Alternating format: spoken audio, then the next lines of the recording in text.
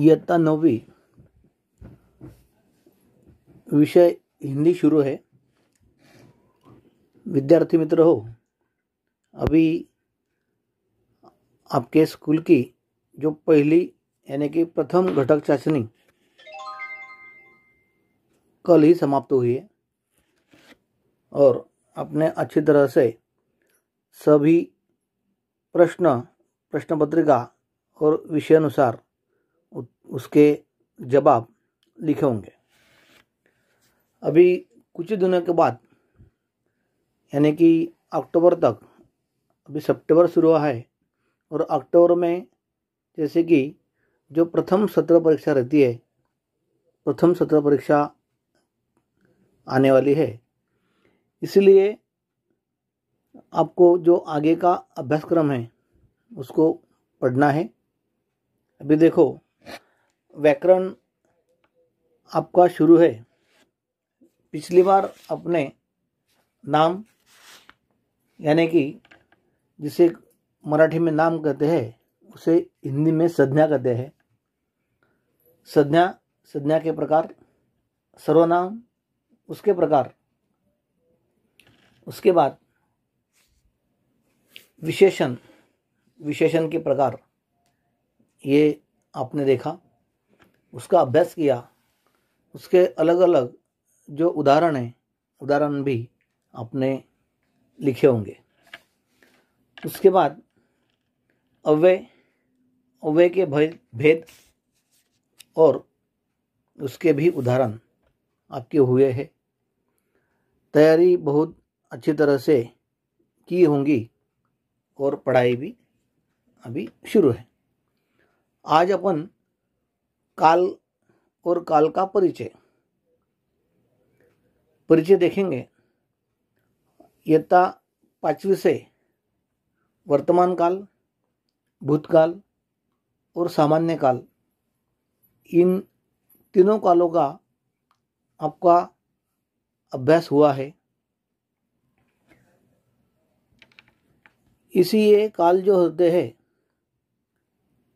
ये काल के हर जो 3 काल है यानी वर्तमान काल, भूतकाल और भविष्य काल, उनके और 3 उप प्रकार है।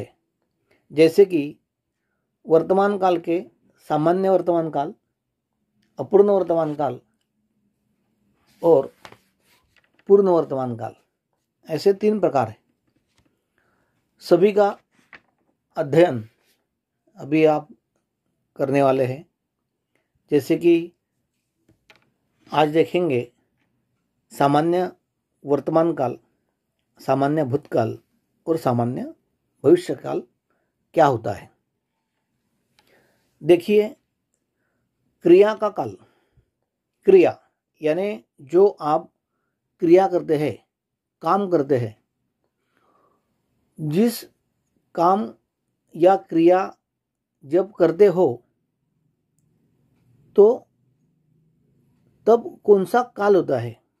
इसी प्रकार काल के अनुसार, जैसे कि अपन खाते हैं, बैठते हैं, उठते हैं, सोते हैं, पढ़ते हैं, पढ़ाते हैं, चलते हैं, काम करते हैं, ऐसे जो क्रिया होती है, और क्रिया कभी कभी पूर्ण होती है, कभी अपूर्ण रहती है, कभी क्रिया बाद में किया जाती है। तो इसी तरह जब क्रिया करते हैं तब कौन सा काल होता है, इसी तरह काल के प्रकार उस काल के क्रिया के अनुसार बनते हैं। अभी फिर से देखो, क्रिया का काल, क्रिया के जिस रूप से समय का बोध होता है उसे काल कहते हैं। समय यानी अभी किया है, बाद में करेंगे, क्या उसके पहले किया है, यानी जो समय होता है, समय का बोध होता है। जैसे कि खाता है, खाया, खाएगा, इत्यादि।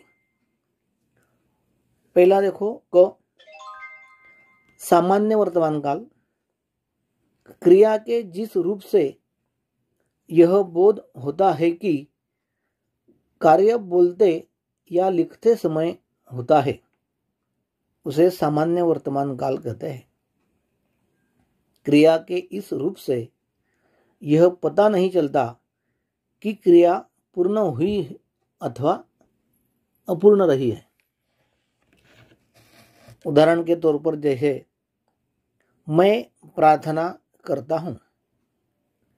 अभी इसमें प्रार्थना की है या प्रार्थना करने वाला है, ऐसा बोध नहीं होता है। मैं प्रार्थना करता हूं, यह सामान्य वर्तमान काल है। दूसरा उदाहरण है, यह लड़की मेरा ख्याल करती है, यानी यह भी सामान्य वर्तमान काल का एक उदाहरण दिया है। अभी भूतकाल का सामान्य भूतकाल देखेंगे। ख, सामान्य भूतकाल,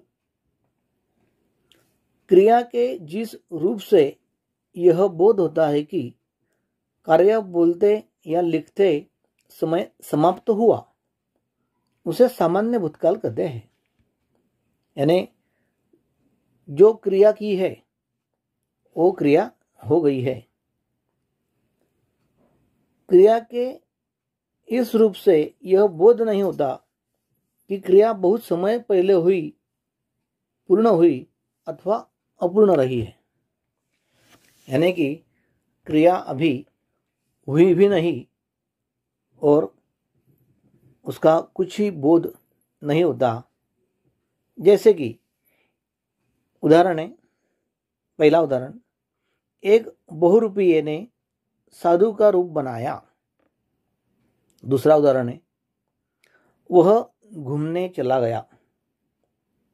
वह घूमने चला गया। अभी दोनों जो सामान्य काल है, वर्तमान काल और सामान्य भूतकाल, उसके उदाहरण देखे। अभी तीसरा जो है उसका नाम है सामान्य भविष्यकाल। क्रिया के जिस रूप से यह मालूम होता है कि कार्य आने वाले समय में होगा, उसे सामान्य भविष्यकाल कहते हैं। जैसे कि पहला उदाहरण है, मैं भी साथ चलूंगा, और दूसरा उदाहरण है, यह धूल रंग लाएगी।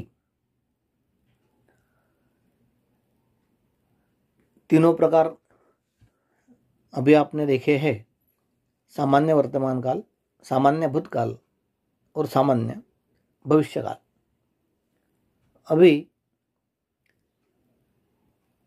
आपको ये सब पढ़ना है और आपके नोटबुक में उसे लिखना भी है। पूरा जो आप अभी पढ़ रहे हैं उसको अभी कम से कम 2 बार नोटबुक में गृहपाठ के तौर पर उसे पूरा करना है। अभी अगले दिन अपन देखेंगे सामान्य कालों के रूप से इस प्रकार होते हैं। धन्यवाद।